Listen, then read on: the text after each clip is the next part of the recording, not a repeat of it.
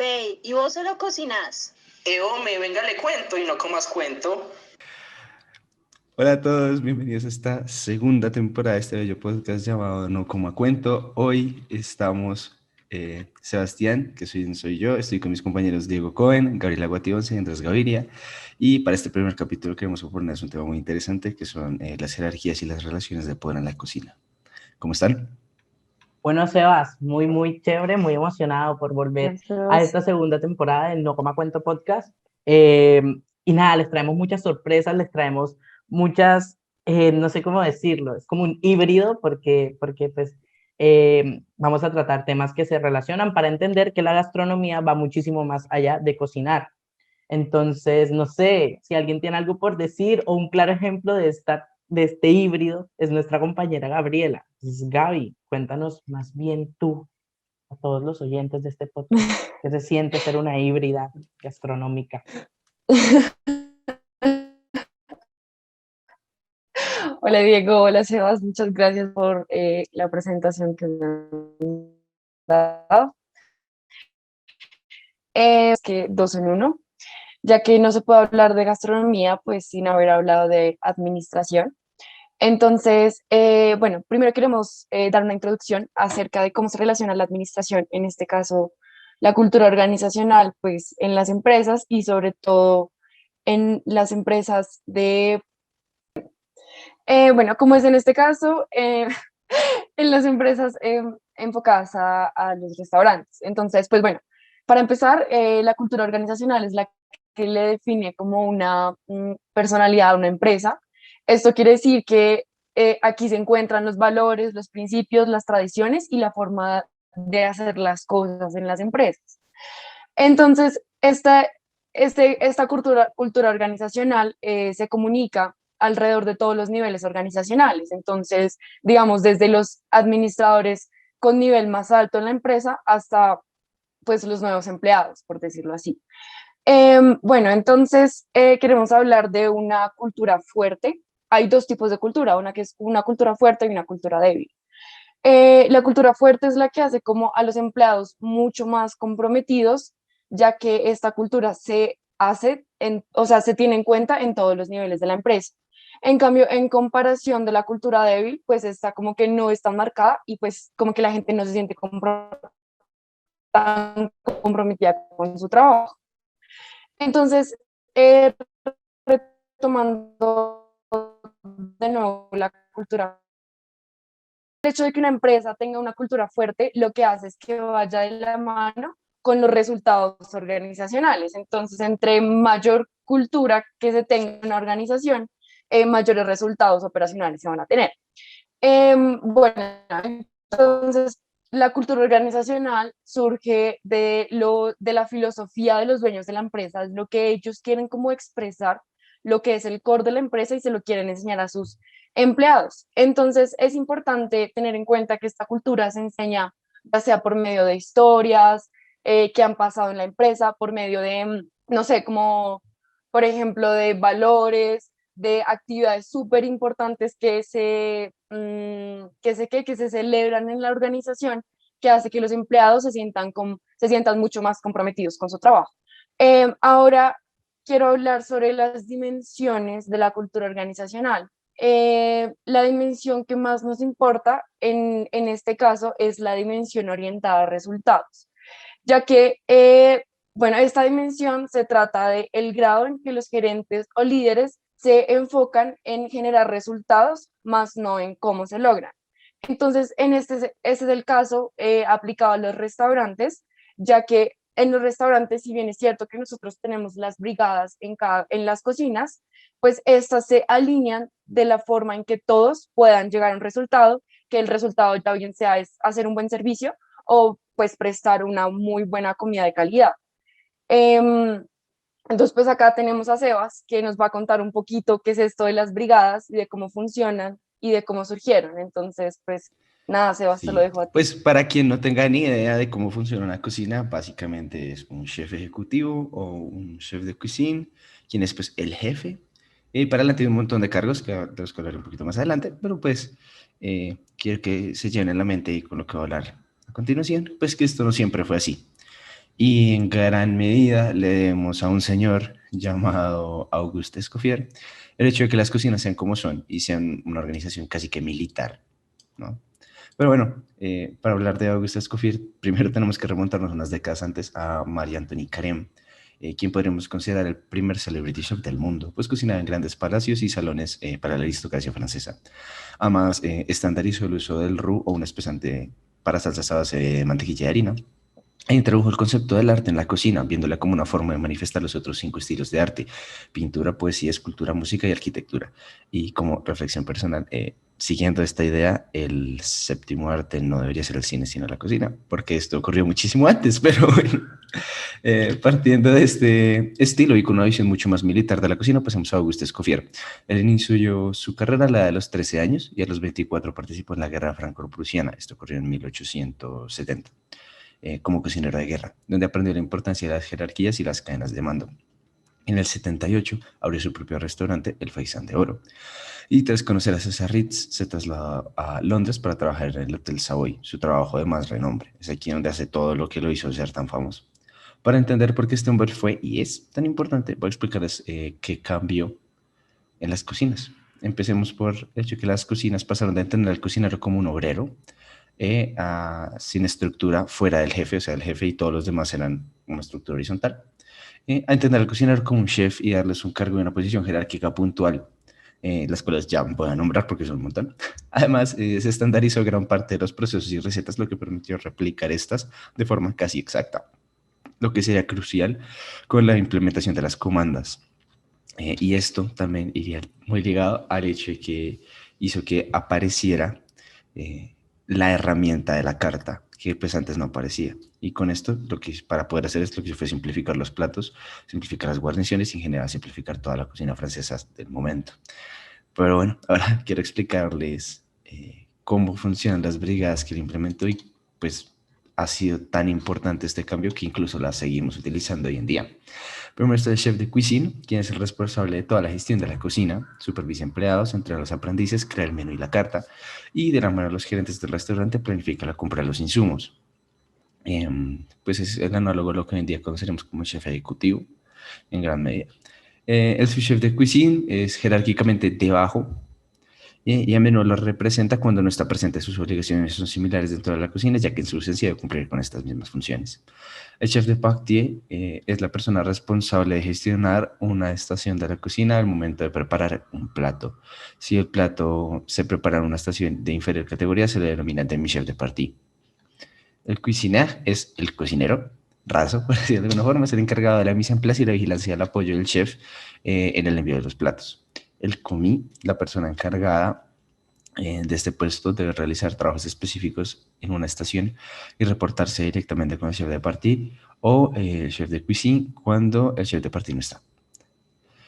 Aprendí, pues estos son los asistentes de cocina, los practicantes que tienen que pues, hacer las labores que se les dé usualmente en qué pena te interrumpa, dime. Nosotros los que sí, nos dicen esos somos mantecos, nosotros, nosotros próximamente mantequeando horrible en cualquier restaurante, pero sí, próximamente nosotros. Y sobre todo porque uno en la clase se lo dicen tipo, usted es un manteco y uno se ofende re feo, pero pues es la verdad, es lo que somos. Sí, para allá vamos, marica, pero bueno. Garmanguer, los platos fríos y aperitivos son su responsabilidad, así como organizar grandes buffets y decoraciones artísticas. Entremetier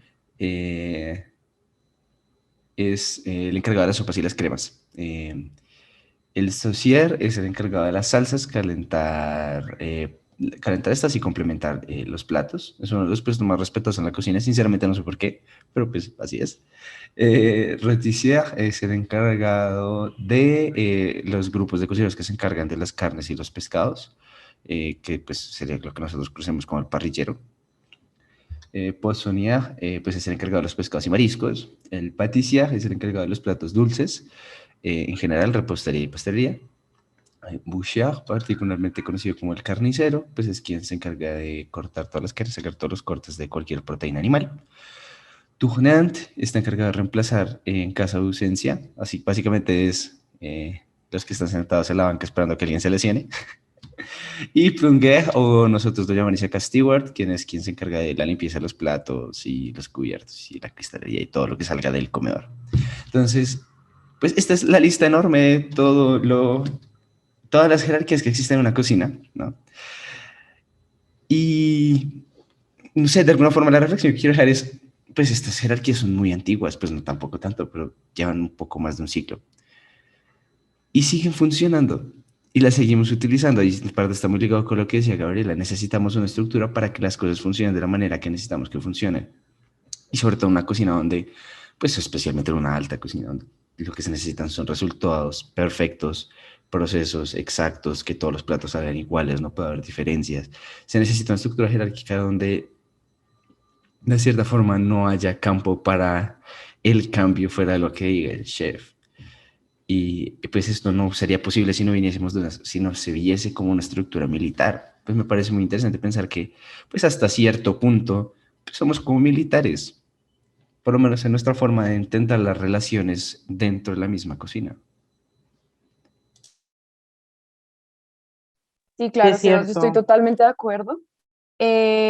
Además, creo que también, o sea, en relación a lo último que yo dije, que fue lo de las brigadas enfocadas a objetivos, pues la dimensión de la cultura organizacional, pues también creo que, o sea, con todo el paso de la historia de la gastronomía, lo que han hecho, pues, digamos, no sé, como tú hablaste, como Agos Escoffier, lo que han hecho es, y que así los restaurantes que conocemos hoy en día y como el sector de la restauración y de la hospitalidad, pues esté como enfocado a objetivos que tenga una organización para poder llegar a un fin que es el de prestar un buen. Sí, así como dice Gaby, que o sea, se trató de organizar para que se pudiera prestar un buen servicio, pero es verdad es que yo siento algo como que dentro de mi concepción como cocinero costeño loco y como un poco de todo, que yo digo como, uff, esto choca, y es que en el momento en el que se empieza a organizar y a sacar y a subdividir, siento que se le cortan como las alas a uno como cocinero. Tipo, no, es que usted es el entremetier, que creo que era el que decía que es el de las sopas. Sí, sí. O sea, imagínate tú, 12 horas de voleo, 8 horas de voleo, tú solo haciendo sopa. O sea, y yo aprendiendo a hacer un montón de cosas más, aprendiendo a hacer arepa hueva, aprendiendo a hacer ensalada, aprendiendo a hacer arroz, aprendiendo. Y para yo quedarme solo haciendo sopa, se me Bueno, puedo meter hace. la cuchara horrible. Sí, Pues, o sí, sea, no, dale. no tengo ni idea de esto, cómo funciona en restaurantes normales, no es como por clasificar, pero que estaba viendo, se me olvidó cómo se llama. El Celer de Can Roca, que han hecho con la pandemia y toda la vaina, no sé si vieron un video como de 20 minutos súper bonito.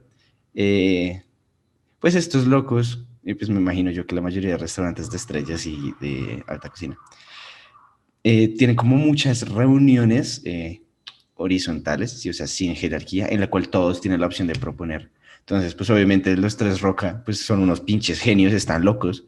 Entonces, estos como que les dan la temática, como qué es lo que quieren transmitir, como esta temporada vamos a trabajar con esto, esto y esto, voten ideas. Y están sentados todos en un salón inmenso, pues pandemia, todos súper separados, ¿no?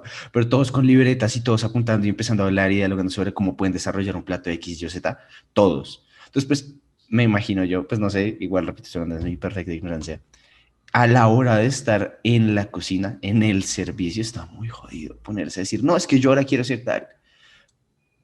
Porque pues todo el mundo tendría que estar coordinado, todos tendrían que estar sincronizados con, hacemos, yo cambio acá a esta hora y tú que me sacas a esta hora y tú que me sacas a esta hora. Pero por fuera, creo yo que se puede prestar mucho más, no sé, el destello creativo de cualquiera que esté en la cocina. Pues igual, no sé, solo es lo que... Sí, Sebas, perdón, yo ahí te interrumpo. Voy a meter la cucharada ñoña administrativa. Bueno, lo que sucede con este tipo de nuevas organizaciones, por decirlo así, si bien estaba hablando de la administración y pues enfocado a objetivos, de la cultura organizacional, que era una cultura muy estructurada, por decirlo así, pues ahorita digamos como que las nuevas organizaciones lo que hacen es generar una cultura organizacional donde todos quepan y donde todos puedan como opinar y dar su punto de vista. Entonces es por eso que tú ves como nuevas estructuras afecta a la persona que recién acaba de llegar, porque gracias a esto podemos alimentar mucho más la cultura organizacional. Entonces, todo el mundo puede sentirse como incluido en esta pequeña sociedad administrativa. Entonces, por eso que uno ve muchos restaurantes que dicen, no, es que le preguntan al parrillero que qué opina de tal cosa, ¿sí? Pero eso no significa que el parrillero no tenga su puesto, o sea, él ya sabe que va a ser el parrillero y que va a tener que hacer las carnes o los pescados a la parrilla y ese va a ser su puesto. Pero a la hora de construir un poco la organización, de construir ideas, de dar sus opiniones, de lo que él conoce y de lo que él ha aprendido, pues creo que ahora las organizaciones, su cultura, pues como que sí se va modificando poco a poco. Uy, eso se me hace de verdad súper interesante, no sabían, o sea, no me imaginaba, pensé que era, o sea, como por querer molestar la vida de las personas y empezar a poner, pero tiene sentido lo que dices de que es más como por una cuestión administrativa.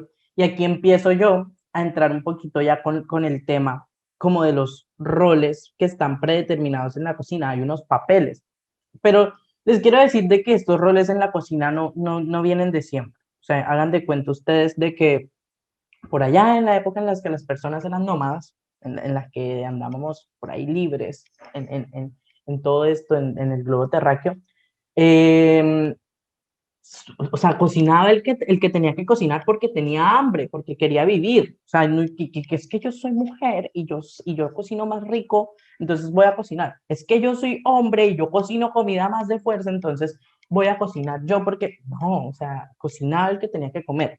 Sin embargo, cuando la sociedad fue avanzando y todo el cuento, que ya nos fuimos volviendo sedentarios, ahí fue cuando decían como, ok, el hombre sale a la casa, trae la comida, la mujer se encarga de cuidar a los hijos, no sé qué, y cocinar. Ese es ese es el primer como bosquejo, como croquis para empezar a decir, ok, está pasando algo, la sociedad se está organizando, pero la sociedad también se está dividiendo en roles. Y es lo que venimos viendo hasta nuestros días. Es lo que ya, o sea, de verdad, a mí me sorprende porque, mejor dicho, esto ha pasado de edad de los metales, la edad de piedra, la edad media, renacimiento, todo, y siempre ha estado como esta disputa, por así decirlo.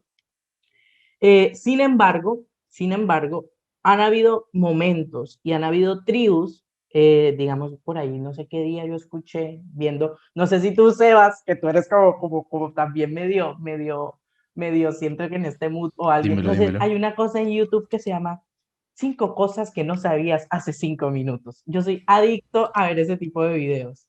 No sé Me si tú salen si más en TikTok que en YouTube, Sí, sí, pero pues sí, sí sí, sé sí. cuáles son. Pero ahorita las redes sociales están cargadas de esa cosa y uno se queda ahí como, ay, ¿cómo que no sabía estas cosas hace 5 minutos? Tengo que saberlas.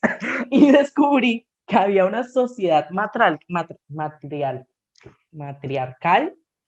en África en el que las mujeres hacían de todo y había un hombre que simplemente se quedaba en la casa y yo decía como, wow. Y luego me puse a investigar y no se imagina, en Colombia, en Boyacá, hay un pueblito que vive del matriarcado que se llama Tibasosa. Entonces se me hizo muy chévere porque yo dije como hay pequeños espacios donde verdaderamente prum, se rompe esta idea. Sin embargo, ya ahí metiéndome ya como un poco más a la parte organizacional, que es lo que vienen hablando de Escoffier y de todo esto, la cocina también tiene, o sea, sí, debe tener una organización, porque es que imagínense que cada quien haga lo que quisiera, como decía Gaby, eso se vuelve un sancocho ahí, todo el mundo peleando. Y no, pues rico es hacer el sancocho para comérselo, no para sufrir uno en la cocina, ¿o no? Entonces, hay un ciclo que se cumple mucho en las cocinas que se llama el PHVA, que es planificar, hacer, verificar y actuar. Pero todo esto es como el gerente, escuchen bien el pronombre, el gerente operativo, el gerente de planeación, de gestión de la calidad, el gerente de gestión administrativa. ¿Y dónde está el pronombre la? ¿Y dónde está, y dónde está el pronombre de la mujer? Sí, sí me entienden. Entonces ya uno también como que, el gerente, imagínate tú que te salga la gerente, así tú llegando a un hotel y te salga así la gerente. Y uno dice como, oh, la gerente, entonces este va a ser un hotel súper fancy, súper organizado, súper bonito, va a tener flores por todos lados, las habitaciones, la cocina, mejor dicho. ¿Pero por qué? ¿Por qué? ¿Por qué nos hacemos esa idea? ¿Por qué? ¿Por qué tenemos que preguntarnos eso? Entonces, estos roles van muy ligados a querer decir, es que el hombre tiene la fuerza y tiene la agilidad para pensar rápido y para pensar de una forma cuadriculada y es lo que sirve. Y yo he visto muchas mujeres que han logrado muchas cosas y que el vivo ejemplo aquí es Gaby. O sea, imagínense, Gaby, ya yo quisiera estar haciendo dos carreras administrativas, dos carreras con enfoque administrativo, pero pues eso no me da. Entonces, en este ciclo PHVA, todo es el gerente, el gerente, el gerente, el gerente, el gerente, el yo no sé qué, el aprendiz y la cosa. ¿Cuándo vamos a poder empezar a cambiar eso? Y es una pregunta que les queda a todos los que nos están escuchando, ¿sí? Y sobre todo, ¿saben por qué quiero que cambie? Porque entregarte a ti el papel del gerente, el papel del gestor, te da un poder, el mundo está dividido por poderes, eso es una mentira de que aquí todos venimos a ser, o sea, sí, todos venimos a ser libres y felices, disfruten la vida, mis amores, pero, o sea, a ver, es una mentira en la que todos estamos aquí envueltos y nadie se salva. Entonces te da un poder ser tú el gerente, te das todo un poder ser tú el gestor. Entonces, ¿por qué el poder no lo podemos tener? O sea, porque el poder no puede estar entre varios. Piensen, no les voy a dar la respuesta. Piensen, porque el poder no puede ser de una mujer, porque el poder no puede ser de una persona trans, porque el poder no puede ser de una persona con gustos diferentes, porque todo tiene que ser él. ¿Le tienen miedo acaso? O sea, quiero que reflexionen si es que le tienen miedo acaso a lo que puede lograr la diferencia dentro de todo este cuento del trabajo y la organización en las cocinas. Y aquí es donde Andrés viene a decirnos cuáles son esos roles que las personas ya tienen encasillados y que, pucha, queremos romper a todas. Sí, no, Dieguito, excelente lo que acabas de decir. Antes de meterme a esa parte sobre los roles, en especial de los roles de géneros dentro de la cocina, algo que me quedó sonando de lo que tú dijiste al principio cuando se estaba discutiendo sobre la organización de la cocina, es que vas y dices, pero es que yo soy costeño, yo soy más alegre, a mí me gusta venir a hacer la arepa de huevo, a ser mucho más extrovertido, en vez de seguir como este orden tan estricto.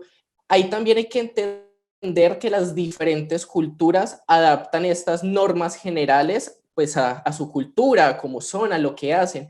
Y pues eso va teniendo ciertas modificaciones que, aunque sigue estando el trasfondo de tener un jefe, tener una jerarquía, tener un orden, cada cultura lo va adaptando y lo va acoplando a lo que ellos son y lo que sienten. Y al final del día logran el objetivo, que es tener un restaurante organizado, tener un puesto organizado y pues en el caso del restaurante servir una buena comida, poder atender bien a sus empleados y hay que decirlo, ser sustentable, poder tener plata, que pues al final es un negocio y también hay que hacerlo ganar. Ahora, entrando un poquito a lo que ya nos comentabas, como ese abrebocas que daba sobre las diferencias de género, la importancia de los roles de género dentro de la cocina. Una cosa que me gusta mucho que dices es que siempre utilizamos un pronombre masculino, siempre nos vamos a referir al chef, siempre nos vamos a referir a el cocinero, siempre nos vamos a referir al jefe. Y eso es algo que parte desde la cultura, como ya lo explicabas, y también desde el idioma. Hay que entender que nosotros como hispanohablantes, nuestro idioma es de géneros. Nosotros tenemos el, la, tenemos palabras masculinas, palabras femeninas. Y cuando se empiezan a acotar estos términos de jefe, de gerente, de chef, se acotan hacia el lado masculino. Cuando uno busca en un diccionario, chef te va a salir pronombre masculino, que se puede utilizar para hombres y mujeres, pero es un pronombre masculino. Cuando uno busca gerente, sucede lo mismo. Entonces, no es solamente estas concepciones que se crean o estos imaginarios que salen de un momento a otro, sino que el mismo lenguaje ayuda a reforzarlos. Y acá hay otra cosa que yo quiero empezar a hablar. Cuando hablamos de chef o de cocinero con C mayúscula, como el chef, el cocinero, nos vamos a estar refiriendo siempre a los hombres. y cuando lo hacemos con una C minúscula va dirigido hacia las mujeres, porque se tiene todavía el pensamiento o se considera que las mujeres están para cocinar, pero en su casita, en lo privado, para alimentar a su familia, para nutrir, para, sí, muy bonitas allá en su cocinita, alimenten bien, mientras que a los hombres que entran a la cocina, un lugar en el que no deberían estar, según muchas personas, entonces son maravillosos, pueden hacerlo desde lo público, pueden ganar dinero al hacerlo, cuando presentan un plato, no, espectacular este chef lo que hizo. Entonces acá ya hay una barrera lingüística, ya hay una barrera cultural que es importante que se rompa para que estos roles en la cocina puedan cambiar. No significa que una mujer que cocine en su casa y que solo le guste eso esté mal, absolutamente no. Pero si una mujer quiere entrar a una cocina y la quiere hacer profesional, debería tener todas las posibilidades, pero simplemente no existen. Es más, según un artículo que publica la ONU para el año 2020, de todos los chefs que han sido condecorados con 3 estrellas Michelin en sus restaurantes, que bueno, una pequeña explicación, las estrellas Michelin son uno de los premios más importantes, según la guía Michelin, a los mejores restaurantes, que tienen el mejor servicio, la mejor comida. De todos los que han sido condecorados para el año 2020 con 3 estrellas, solamente el 4% son mujeres. Y acá uno se empieza a preguntar, si la población es más o menos 50 hombres, 50 mujeres, ¿por qué solamente el 4% de los chefs reconocidos, de los chefs importantes, son mujeres, son del género femenino? Y aquí es cuando en verdad y con cifras reales podemos empezar a abrir esta discusión de que en la cocina está muy definida por si eres hombre o si eres mujer. Si eres hombre vas a tener todas las oportunidades, si eres hombre vas a poder llegar a lo más alto, mientras que si eres mujer te van a mirar feo. Y es también increíble pensar que en un ámbito o en un área como es la cocina, que siempre se ha visto desde el lado femenino, que siempre se ha visto como algo que las mujeres deberían, entre comillas, hacer, que sea a ellas cuando entran a lo público, cuando entran a trabajar, a profesionalizarse, a las que se les mire feo y a las que se quieren correr. Entonces, como una pequeña conclusión de esto, hay muchas cosas que tenemos que seguir trabajando en estas jerarquías, en estas organizaciones, en estos órdenes, para quitar esos roles de género que ya están impuestos desde la cocina profesional. Y ahora, hablar de la cocina profesional también nos lleva a otro temita o como a otro punto, que es discutir qué es ser realmente un cocinero o un gastrónomo profesional. Para modo de ejemplo, acá en Colombia no existía ningún tipo de institución que educara a las personas para convertirse en cocineros hasta los años 70, cuando aparece el SENA. Antes simplemente se contrataban a mujeres que tenían una buena sazón, porque ya se sabía que las mujeres eran las que debían estar en la cocina, ellas eran las que iban a cocinar a los restaurantes, y se veía ese trabajo como algo horrible, algo malo. O sea, tú ser alguien que trabaja en un restaurante, pues es porque no puedes hacer nada más, es porque no sirves para nada más. Y después que empiezan a llegar estas instituciones, que más adelante empiezan a formarse pregrados de carreras profesionales de gastronomía, como es el caso de nosotros, se empieza a instruir y a educar en la gastronomía desde muchos más puntos, y se empieza este proceso de profesionalización del arte, la profesionalización de la carrera, que aunque todavía está muy niñita, muy bebé, en especial acá en Colombia, ya empezamos a ver ese cambio de que para tú poder trabajar en la cocina, para poder estar en ese orden, en esa jerarquía que ya hemos discutido, tienes necesariamente que tener una educación. Obviamente la experiencia es importante y la experiencia se va ganando con el tiempo, pero si no tienes educación y no tienes experiencia, ya entrar en una cocina va a ser mucho más difícil. Y acá, volviendo un poquito a los roles de género, se sabe que las mujeres usualmente tienen más dificultades de entrar a la educación, tienen más dificultades de acceder a la educación de calidad, y acá es donde se sigue de cierta forma alargando un poquito más esa brecha o imponiendo más esa barrera, que es importante que nosotros como personas que estamos en ese proceso de profesionalizarnos dentro de la gastronomía y dentro de la cocina, que podamos debatirlas e incentivar de cierta forma un cambio, porque al final del día la idea es que la cocina, en especial la cocina pública, la cocina profesional, sea un campo, como ya ustedes han dicho, para todos, que todos puedan estar, y que si nos estamos moviendo hacia el lado de la profesionalización, hacia el lado del estudio, hacia el parte de la academia, que todas las personas puedan entrar sin importar su sexo, sin importar su raza, sin importar cualquier cantidad de características, que puedan entrar en esta educación y que una vez entren a la jerarquía o entren al orden de una cocina, tengan la posibilidad, como comentaba Gaby, de proponer, de hablar, de ser escuchados, y que no sean simplemente un escaloncito más, una simple posición más de las que nos comentaba Sebas al principio, sino que realmente aporte y muestre la cocina como lo que en verdad es, y que esta profesionalización no se está haciendo en vano, sino en pro de los que trabajan en esta área y en pro de la sociedad en general. Uy, excelente, de verdad. Además de que, Dios mío, no había caído en cuenta de lo de la barrera lingüística, imagínense, o sea, qué tan amplia debe ser la gastronomía para estar metida dentro del lenguaje en sí. Es una vaina tenaz. Y yo le quería preguntar a Gaby, que está aquí, bendita entre los hombres aquí. Gaby, ¿tú has llegado a sentir en algún momento todo esto que hemos llegado a describir? ¿O tienes algo así para Sí, contar? claro.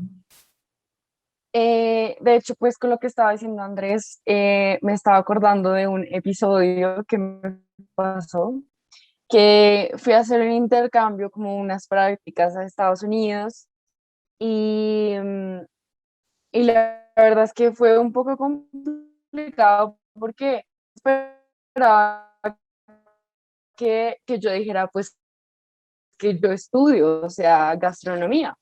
Y entonces yo le dije al chef, le dije que yo quería pues trabajar cuando terminara la carrera, que me gustaría mucho trabajar en un restaurante. Cabe aclarar que el chef es de Brasil y me dijo, ¿en serio? ¿Y por qué quieres trabajar en un restaurante? Y yo le dije, no, pues es la parte de la restauración, como el servicio, la buena calidad de los productos y todo eso. Y me dijo, pero es que este la verdad no es un mundo para mujeres.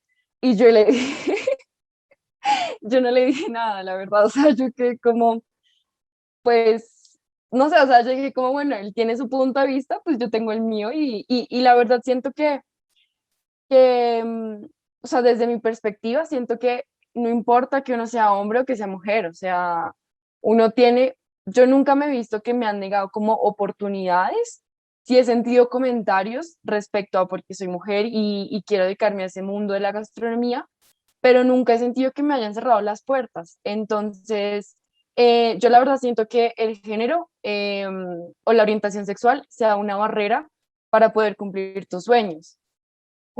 Ahora, pues también cabe resaltar que estamos en un mundo muy machista, por decirlo así, y que pues cuando se dio esto de las brigadas, cuando se dio el estudio de la cocina que nació en Francia, por decirlo así, pues que nació, o sea, la hospitalidad nació de unas mujeres que querían poner su casa para que las personas que viajaran se quedaran ahí. Entonces les daban como la comida, era como una hospedería, por decirlo así. Entonces, pues así nació. Entonces, después los hombres vinieron y dijeron, ah, entonces hay que estructurar la gastronomía. Entonces hay que estructurar las salsas, hay que estructurar no sé, las carnes, las técnicas que se hacen y así. Pero es porque responde a hechos que estamos en un mundo muy machista. Entonces, es eso, pero si uno se remonta a las bases de la gastronomía, de la hospitalidad, pues son mujeres las que se han encargado de montar esas bases, por decirlo así. Entonces, Qué pena te siento que, interrumpa, Gaby, dime, estaban ardidos, o sea, como decimos aquí en Colombia, estaban ardidos los manes porque vieron que ustedes sí se podían organizar y que como que nosotros siendo los cocineros acá de claro. Francia no podamos, o sea, a ver, estaban ardidos, entonces pues, no, pues muy maluco eso, Y yo pero sí. siento que el hecho de generar una organización, o sea, como cuando tú le generas una organización a algo y una estructura, ya ahí estás como metiéndole administración. Entonces, siempre seamos hombres o seamos mujeres, siempre hemos tenido la necesidad de generar una organización a las actividades y a las cosas que nosotros hacemos. Entonces, ese es el hecho que por eso es que se han creado como estructuras y a veces roles, ya bien sea roles, bien sea, no sé, actividades, bien sea responsabilidades que cada persona tiene en la organización, ¿sí? Si uno se pone a mirar en la época, bueno, mucho más atrás, era un mundo de hombres, ¿sí? Pero yo siento que en este momento ya es un mundo un poco más inclusivo, donde, como dije antes, cuando estaba explicando lo de la cultura organizacional, donde todos tenemos un espacio y siento que ahorita es más como un poco más, ¿cómo se dice esto? Como que te castigan mucho más por el hecho de ser machista y no por el hecho de que tú quieras incluir a las demás personas en tu organización, ¿sí? Entonces aquí, bueno, ya entra lo de la responsabilidad social, lo de las empresas, pero pues en esto ya lo hablaremos en otro episodio, que espero que escuchen nuestro siguiente episodio con mucha emoción. Y bueno, pues nada, es súper. Oye, ven, increíble eso, lo de la hospitalidad. Pero yo quiero preguntarle a Sebas, men, tú aprovechando que fuiste el que hablaste de los roles, Dímelo, imagínate, dímelo. te voy a proponer algo, Dime, dime. de que viajes a esa época, no sé en qué irás a viajar, supongo que en barco, porque dudo que hayan vuelos de Francia a Colombia en ese entonces. ¿Tú qué le dirías a esos manes ahí viéndolos ahí todos? ¿Tú qué les dirías? Complicado. Es Sí, que... sí. Sí, es- imagínate que no te van a responder No, no, nada, que no, tú sí, les sí, puedes entiendo, entiendo, decir. entiendo, entiendo a qué quieres llegar. Uf, es que es complicado. O sea, estoy completamente de acuerdo con lo que están planteando y clarísimamente toda la estructuración lingüística que tenemos en prácticamente todos los idiomas romances están diseccionadas en masculino y femenino.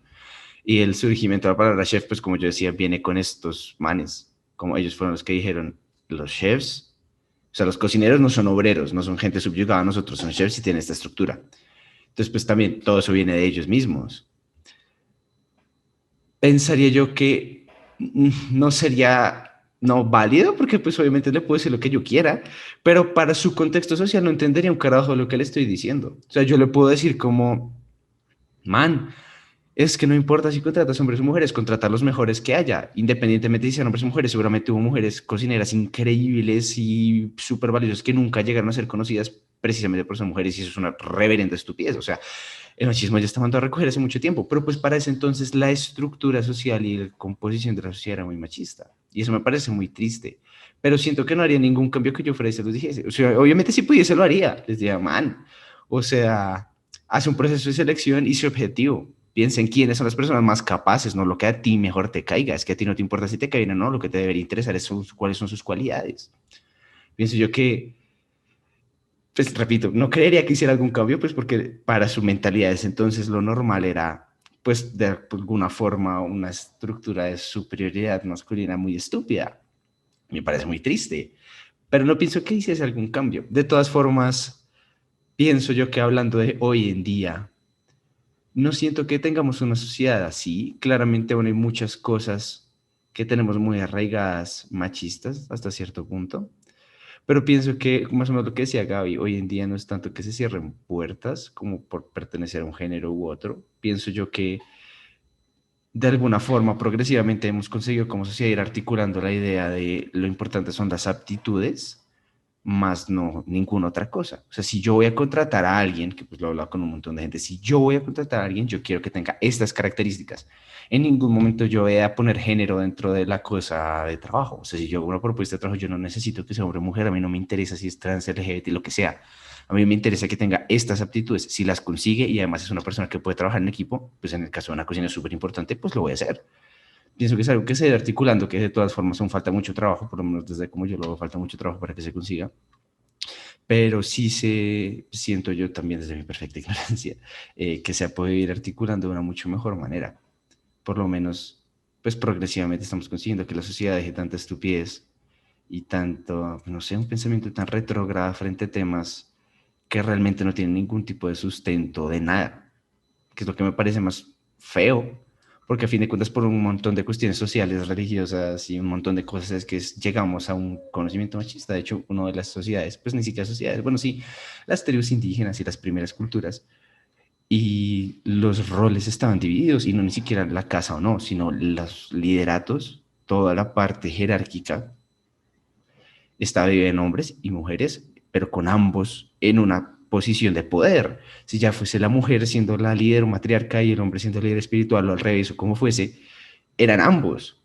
Y por una cuestión de, bueno, no quiero meterme acá muy polémico, pero pues por una cuestión religiosa y de control, pues de este siglo para acá es que el hombre sale con, de este siglo, de estos 2 milenios para acá es que el hombre sale con un montón de poder. Y me parece una completa estupidez, o sea, no tiene ningún sentido lo que digo, como si yo fuese quien pudiese ir a cambiarles su forma de pensar, si eso fuese posible, les diría, man, es que no te interesa el género, que igual no tengo ni idea yo cuál era la proporción de géneros en sus cocinas, porque no sé yo si haya mucha información al respecto, pero es que no te interesa. Te interesa son las cualidades, quién es más apto para. Mira, tú necesitas alguien que te haga un pato, quién es mejor. Necesitas alguien que corra, pues quién es mejor. Obviamente hay cosas en la cocina que necesitan de mucha fuerza y mucha resistencia, sí, pero eso no hace que una mujer sea inválida para hacerlo. Hay mujeres que son perfectamente capaces de hacer cualquier cosa que haga un hombre y mucho mejor. Tienes toda la razón. Y aquí reconozco un error que he cometido. Y que es que como que voy en Dime. automático y uf, me meto a decir ¿Te quieres disculpar?